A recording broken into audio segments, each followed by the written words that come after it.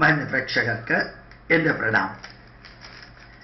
മാതൃഭൂമിയിൽ വന്ന ഒരു ചെറിയ ബോക്സ് വാർത്ത ഏപ്രിൽ മാസം 7-ാം തീയതി വെള്ളിയാഴ്ച വന്നതാണ്. പ്രതിഷേധം നിറഞ്ഞ മുഖ്യമന്ത്രിയുടെ ഫേസ്ബുക്ക് പേജുകൾ. തിരുവനന്തപുരം ആ ബോക്സിലുള്ളതാണ് വായിക്കുന്നത്. പ്രതിഷേധം നിറഞ്ഞ്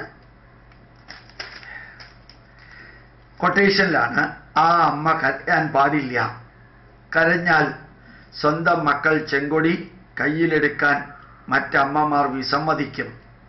മുഖ്യമന്ത്രി പിണറായി വിജയന്റെ ഔദ്യോഗിക ഫേസ്ബുക്ക് പേജിൽ വ്യാഴാഴ്ച പ്രത്യക്ഷപ്പെട്ട അസംഖ്യം കമന്റുകളിൽ ഒന്നാണിത്. ജിഷ്ണുവിന്റെ അമ്മ മഹിജയ്ക്കെതിരായ പോലീസ് നടപടിയിലുള്ള പ്രതിഷേധം മുഖ്യമന്ത്രിയുടെ ഫേസ്ബുക്ക് പേജുകളിൽ നിറയുകയാണ്. പിണറായി വിജയൻ, മുഖ്യമന്ത്രിയുടെ ഓഫീസ് തുടങ്ങിയ പേജുകളിലാണ് പ്രതിഷേധം. മന്ത്രിസഭാ തീരുമാനങ്ങൾ പോസ്റ്റ് ചെയ്ത മുഖ്യമന്ത്രിയുടെ പേജിനു താഴെയാണ് പ്രതിഷേധ കമന്റുകൾ ഏറെയും. മഹിജയ്ക്കെതിരായ പോലീസ് നടപടിക്കെതിരെയുള്ള പ്രതിഷേധങ്ങൾക്കൊപ്പം മുഖ്യമന്ത്രിയുടെ നിലപാടുകളെയും ചോദ്യം ചെയ്യുന്നുണ്ട്. പോലീസ് നടപടിയെ വിമർശിക്കുന്ന CPM പോളിറ്റ് ബ്യൂറോ അംഗം MA ബേബിയുടെ പോസ്റ്റ് 3000 പേരാണ് ഷെയർ ചെയ്തത്. ഇതിൽ ഞാൻ കമന്റ് ഒന്നും പറയുന്നില്ല.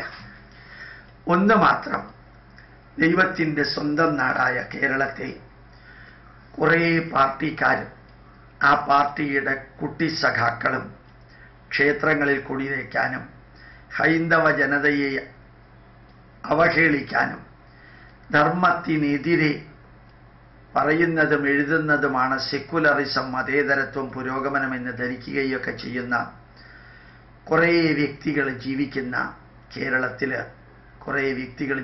കേരളത്തിൽ ഇപ്പോൾ പലരും ചെയ്ത പോലെ അറിയിക്കേണ്ടവരെ അറിയിക്കേണ്ട കാര്യങ്ങൾ അറിയിക്കേണ്ട സമയത്ത് അറിയിക്കേണ്ട രീതിയിൽ അറിയിക്കാൻ ഇന്ന് ഫേസ് പേജും ഫേസ്ബുക്കും അതുപോലെ തന്നെ വാട്സപ്പുമുണ്ട്. ഉപയോഗിക്കുക. പ്രതിഷേധിക്കാനും പ്രതികരിക്കാനും മാത്രം ഉപയോഗിച്ചാൽ പോരാ. അഗാധമായ ഭാരതീയ അറിവുകൾ, അതിൻ്റെ ലിങ്കുകൾ, പ്രഭാഷണത്തിൻ്റെതായിട്ടുള്ള ചെറിയ സമ്മറികൾ, ഇന്ന് മലയാളി അറിവിൻ്റെ അഗാധ തലത്തിലേക്ക് എത്തി നിൽക്കാൻ ചെറിയ ചെറിയ ട്രാഷുകൾ എഴുതി അത് പ്രചരിപ്പിക്കുന്നതിന് പകരം നല്ല അഗാധമായിട്ടുള്ള 2 വരികളോ 3 വരികളോ, അതല്ലെങ്കിൽ ലോകം അറിയേണ്ടതായിട്ടുള്ള വിഷയങ്ങൾ, അത് പ്ലസ് പ്രതികരിക്കേണ്ടയിടത്ത് ശക്തമായ ഭാഷയിൽ പ്രതികരിക്കാം, അറിയിക്കേണ്ടയിടത്ത് ശക്തമായ ഭാഷയിൽ അറിയിക്കുക.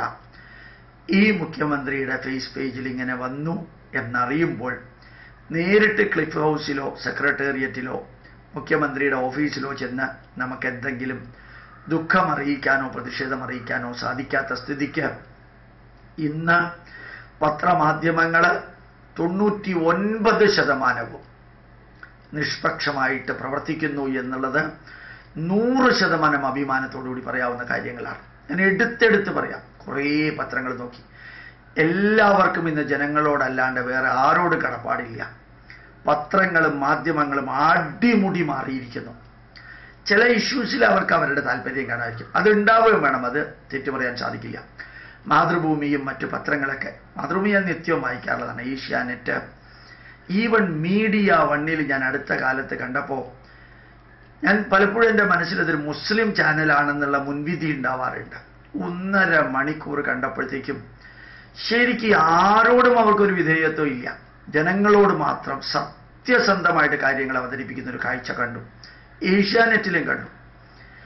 ആ പത്രങ്ങളും പത്രക്കാരും മാധ്യമങ്ങളും മാധ്യമക്കാരും ഇത്രയും നിഷ്പക്ഷമായിട്ട് വസ്തുതകൾ ലോകത്തിൻ്റെ മുമ്പിൽ എത്തിക്കുന്ന ഒരു കാലഘട്ടം അത് വരുന്ന ഗോപാലകൃഷ്ണൻ പ്രതീക്ഷിച്ചില്ല. ഏത് വ്യക്തിക്കും അവനവൻ ഇഷ്ടപ്പെട്ട ആഹാരം, അവനവൻ ഇഷ്ടപ്പെട്ട സൗകര്യങ്ങൾ, ഇഷ്ടപ്പെട്ട പാട്ട്, ഇഷ്ടപ്പെട്ട സിനിമ, ഇഷ്ടപ്പെട്ട ചിത്രം, ഇഷ്ടപ്പെട്ട പുസ്തകം അതുണ്ടാവും. അതുകൊണ്ട് പത്രത്തിൽ വാർത്ത എഴുതുന്നവരിൽ ചിലർക്ക് അവരുടെ ഇഷ്ടം ഉണ്ടാവും, അത് സ്വാഭാവികമായിട്ടും റിഫ്ലക്റ്റ് ചെയ്യും. പക്ഷെ മൊത്തത്തിൽ പത്രങ്ങളും മാധ്യമങ്ങളും ഏഷ്യാനെറ്റും ഈവൻ ജയ്ഹിന്ദ് TV പോലും, മീഡിയ വൺ, ജനം TV, ഞാൻ എല്ലാവരുടെയും പേരെടുത്ത് പറയാം, എല്ലാവരുടെ അടുത്ത് പറയത്തക്ക വിധത്തിലുണ്ട് ജീവൻ TV. അത്രയും നിഷ്പക്ഷമായിട്ട് കുറേ അധികം കാര്യങ്ങൾ ഞാൻ കണ്ടിട്ടാണ് നിങ്ങളോട് പറയുന്നത് കേട്ടോ, കാണാതെ പറയുകയല്ല. പിന്നെ ഞാൻ നേരത്തെ പറയാം എക്സെപ്ഷണലി ചിലതൊക്കെ അല്ലാത്തതും ഉണ്ടാവും. നന്നായിട്ടുണ്ട്, നന്നായിട്ടുണ്ട്, നന്നായിട്ടുണ്ട്. നിങ്ങളും നിങ്ങളുടേതായിട്ട് ജനത്തിനും ധർമ്മത്തിനും രാഷ്ട്രത്തിനും സംസ്കാരത്തിനും വേണ്ടി പ്രവർത്തിക്കുന്നവരാരാണെങ്കിലും അവരെ പ്രോത്സാഹിപ്പിക്കുക, ആരാണെങ്കിലും അവരെ പ്രോത്സാഹിപ്പിക്കുക. അതിനെതിരെ പറയുന്നത് ആരാണെങ്കിലും എതിർക്കുക. അത് ജനതയുടെ ബാക്ക്ഗ്രൗണ്ട് നോക്കാതെ, ആ പറയുന്ന വ്യക്തിയുടെ അല്ലെങ്കിൽ ഗ്രൂപ്പിന്റെ ബാക്ക്ഗ്രൗണ്ട് നോക്കാതെ എന്ന അർത്ഥത്തിലാണ് ജനതയുടെ ബാക്ക്ഗ്രൗണ്ട് നോക്കാതെ എന്ന് ഞാൻ പറഞ്ഞത്. ശക്തമായിട്ട് പ്രതികരിക്കാം. വാദിക്കാനും ജയിക്കാനും അല്ല പ്രതികരിക്കേണ്ടത്, അറിയാനും അറിയിക്കാനും. എന്നാൽ പ്രതിഷേധം അറിയിക്കാനും വേണം. അങ്ങനെ പ്രതികരിക്കുന്ന ഈ ഒരു വരി ഞാൻ വായിക്കാൻ കാരണം അതാണ്. ഏതായാലും ഒരു കാര്യം ഉറപ്പാണ്, ഈ എഴുതിയിരിക്കുന്ന വരികളിൽ കുറേയെങ്കിലും എത്തേണ്ടയിടത്ത് എത്തിക്കേണ്ടവരെത്തിക്കാതിരിക്കില്ല എന്നുകൂടി ഓർമ്മിപ്പിക്കുന്നു. പ്രണാമം, നമസ്കാരം.